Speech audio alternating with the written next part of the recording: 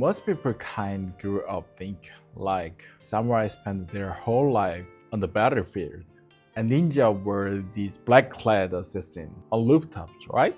As always, we're gonna start with the 3 quick 1% quizzes. Alright, as first one, who actually used the katana as the main weapon? A. Ninja, B. Samurai, C. Ronin. Just pick one in your head. 3, 2, 1. So the answer is none of them. I know, super annoying answer, right? So here's the thing, in the real battles, the main weapons were spear first, and then later guns. And the people who actually ran forward holding those were mostly ashigaru, foot soldiers, and some lower rank samurai. The flash katana was real, yeah, but it was more like backup, a finishing tool, and a state symbol. You don't run a whole war with just a sword. That's a movie thing. Alright, second one.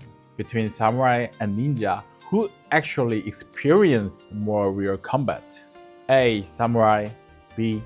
Ninja. Pick one. 3, 2, 1. So again, technically, neither of them really wins here. Most of the really brutal frontline fighting was done by ashigaru and lower rank warriors. Higher ranked samurai were more about command, status, and later even paperwork than constant sword fighting. And ninja, they were never supposed to be frontline fighters. Last one, out of samurai, ninja, and ronin, who stayed loyal to their master for life? A. Samurai, B. Ninja, C. Ronin. 3, 2, 1. Yeah, again, nobody really gets that perfect badge. Samurai could lose their lord, their clan, their salary, and certainly become a ronin. A ninja were more contract agents than lifetime servants, and the ronin, by definition, were already wandering without a fixed master. So that super romantic idea of a samurai never betrayed and died with his lord is more myth than daily reality. So here's what we're gonna do in this video. First, we're gonna break down what samurai actually were, not the anime or movie version. Second, we will talk about ninja as Japan's version of CIA and PSYOPs, not just assassins. Third, we'll see how all of these got twisted into the modern image we have now. And at the end, we'll connect it to tattoo meanings, what a samurai or ninja tattoo actually say about you. By the end, we're basically in the 1% club on this topic. Konnichiwa, Yoshi desu. Alright, let's start with the samurai. The samurai you see in movies, golden armor, huge horns, charging into battle with a sword, katana. Those fancy suits of armor belonged to high-rank samurai at the top of the warrior class. If they did it too easier in the front, the whole clan could get wrecked. So the one who actually stood in front and took the first hit were lower samurai and ashigaru. Then once we get into the Edo period, around early 1600 to the mid 1800, it gets even more extreme. Japan had like 216 years in that Edo period with almost no big wars. So what do you do with the whole warriors class when there were no wars? You basically turn a lot of them into government workers. They did paperwork, tax and land management, policing, and a lot of ceremonial stuffs. The sword on their hip was still weapons, sure, but it was a badge saying, I'm samurai, not a commoner. Lower samurai lived a totally different reality. Less pay, weaker backing, way more fragile future. In battle, they stood closer to the front with worse armor and less protections. So when it started, looking like our side is absolutely losing, a lot of them switched sides just to survive. The Sengoku era, roughly the late 1400 to the late 1500 was literally a time when betrayal was one of the tools on the table. And then we've got Ronin. When a Lord lost, died, or went broke and cut his papers, a bunch of samurai became a Ronin overnight. The word Ronin literally has this image of a person drifting like a wave. So when you hear a true samurai never betray and always die with his rod, that's more like a later Bushido myth. If that already messed with your art picture of samurai even a little bit, hit like for me. It helps the channels and it tells your YouTube you actually care about real history. Alright, let's move on to ninja because they are living in a totally different world. So ninja didn't start out as anime guys in tight black suits jumping on rooftops. Early ninja type people came from mountain regions like Iga and Koga. Iga and Koga came up the Zelda. I love Zelda. On the surface, they were just farmers or villages, but they knew the land and could fight if they had to.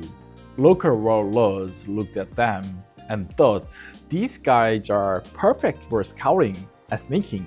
If we list what ninja actually did, it sounds way more like intel work than pure killing.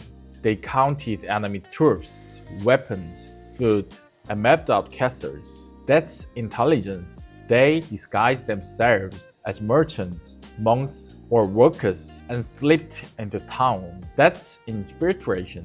They found the storehouse and set them on fire. That's sabotage.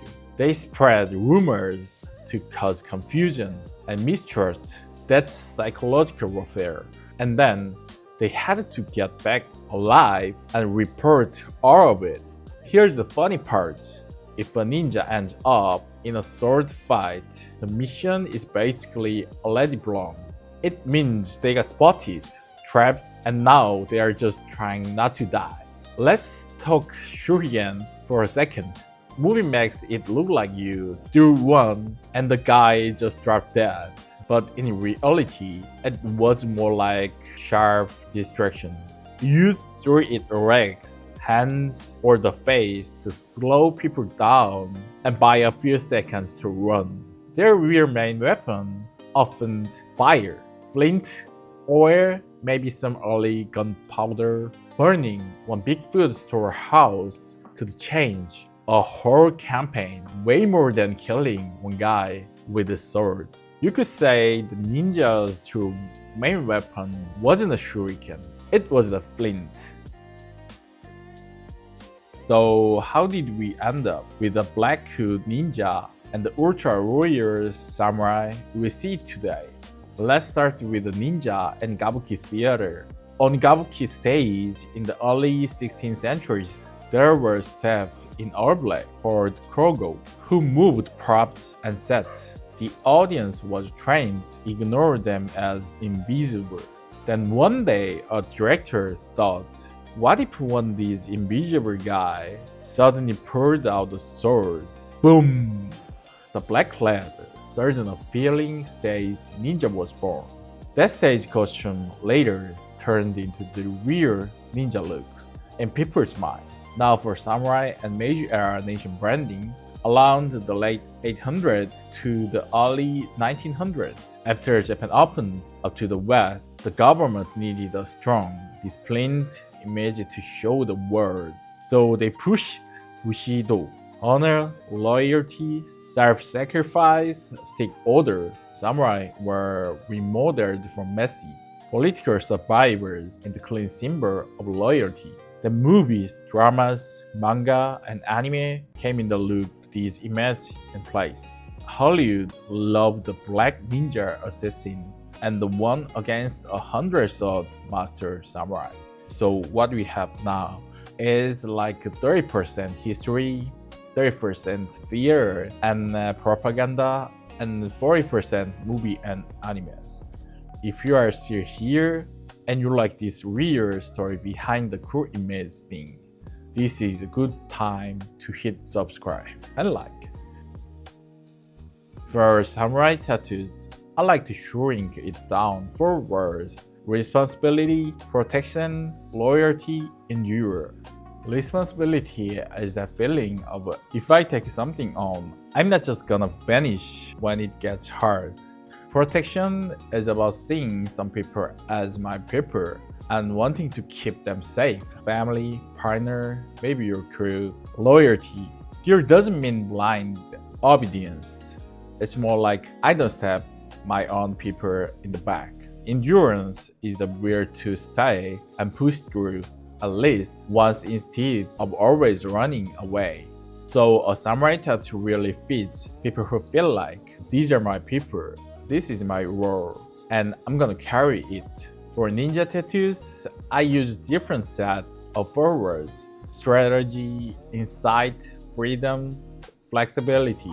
Strategy means you like solving life with your head, not just with the force. Insight is reading people and situation one step ahead of everyone else. Freedom is wanting to live your one way, not inside someone else's script. Flexibility is being able to change your path when the situation flips instead of just breaking.